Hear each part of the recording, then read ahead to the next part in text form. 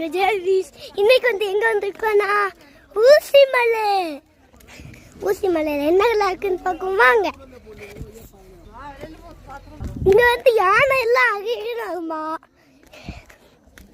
யானை வந்து யானை இருக்குமா, அதனால நம்ம ஜாக்கிரதையாக தான் போகணும் ஊசிமலைக்கு. அந்த ஆளுக்கு சிட்டி தெரிஞ்சவங்களுக்கு அதான் சிட்டி. போலாம்.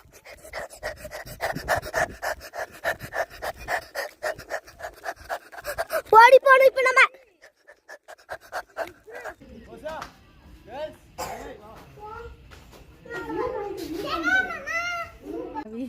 இங்க பாங்க, அவதான் இங்க இருந்து விழுந்தா ஒரு எலும்பு கூட மிச்சம் இருக்காது.